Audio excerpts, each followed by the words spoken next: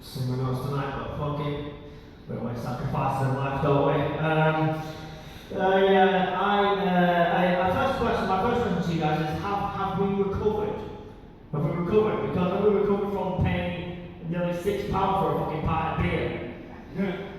Just about, somebody just about. Like the first time I came to a gig and I had to pay £6 for a beer, I actually had to go to therapy to recover from that shit.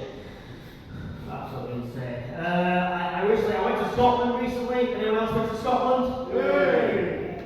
You were in Scotland. Where else did you go to? Huh? Oh, Skye. Cool. Was that just an island in the sky, or was it? Oh, so, yeah, that's right. Yeah, good time, Alicia. Yeah, that's all that matters, isn't it? I went to Glasgow. Went to Glasgow. Like, if you can enjoy Glasgow, you can enjoy Glasgow if you enjoy being harassed by homeless people and eating everything deep fried. No, they have deep fried Mars bars up there in Glasgow. It's fucking insane shit. But the thing about me is like my dad was genuinely, he was from Scotland. I can tell he was from Scotland because he was an alcoholic piece of shit. I went there with a mate of mine this year. It actually coincided with like the Glasgow Pride March that happened this year, and we went along with the march.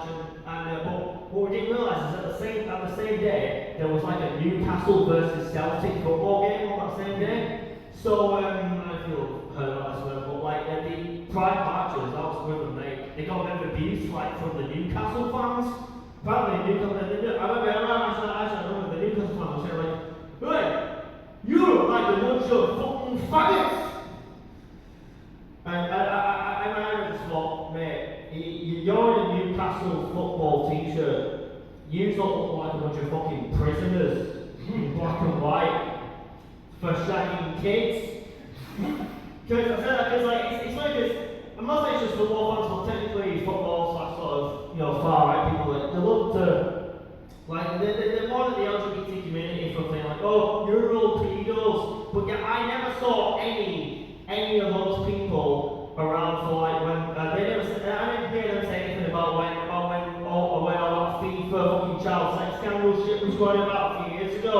You know what I mean? Like, they don't really care about the kids. They just want an excuse to just park hate everywhere. Do you know what I mean? Like, if you ever see one of their like protests, like, and some football fans do go there, and they mix with the far right and all that. They go and their protests, like you can sometimes see like cards, big cards that say things like protect our children. Now, for some reason, people in my community they like to spell the word our with the letters A-R-E. And it's like imagine thinking immigrants are stupid when you're the one that can't spell the three-letter word correctly. You know, like it just baffles me honestly. I'm gonna ask any bald men in tonight? Hey. My guy. Yes. Whenever I see bald men, I don't know why I think this, but it's like whenever I see bald men, when I see a bald person, I want to rub mayonnaise all over your head. That cost you. It cost me. So you're entertaining the situation, eh? Yeah, man. Just don't show me 6 weeks for it, please. It's pay that for a pint. It's just absolutely covered. By the way, we don't like. I don't know if it was baked cakes here, but like you know when you do a cake and you put like the chocolate sauce and you do like a ladle over the thing. That's like it's like that, but it's like me a ladle over your head and my mayonnaise over your head. You know when a dick pre-comes and it goes over the. You know what I mean? Like so. I did that bit in London last year, right? I did a bit with a guy. I said to him, "Are you naturally bald?" And he said to me, "No, I've got cancer." So it seemed open first, but let's get out of it. I said, "Well, looking for me, I just graduated with a degree in science, and me and my team have been researching it, and it turns out that mayonnaise can cure cancer." So the only downside to that is my uncle's, he's got prostate cancer. And I need to find someone by the end of the week to put mayonnaise up there. And if I don't, it has to be me. So if anyone wants to volunteer for that, please see me after the game. These are all my good fingers, man. I don't want to. Do you know what I mean? I'm definitely not using this fucking thing. That's gonna be. I have to like imagine it's fucking. I have to get role play shit involved. Like, no, just pretend you're Nelson Mandela. Pretend you're Nelson Mandela. And, oh Christ. I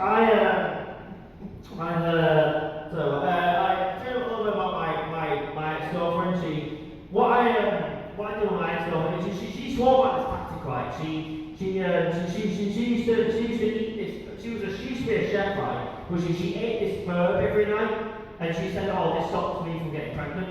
So now I had sex with her, and it turns out it worked. Do you know what it was? Turns out it was called the morning after deal. You don't get that joke, then you don't cook enough. I learned my set here by just reminding you that life's, at the end of the day, life's a party, and parties aren't meant to last. But by that token, my sex life is a party. My sex life isn't meant to last.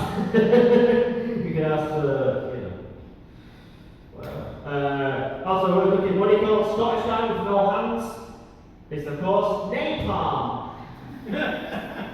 I did that in Scotland and I got told to fuck off. So, I'm Joshua, you guys have been great. Thank you so much for watching.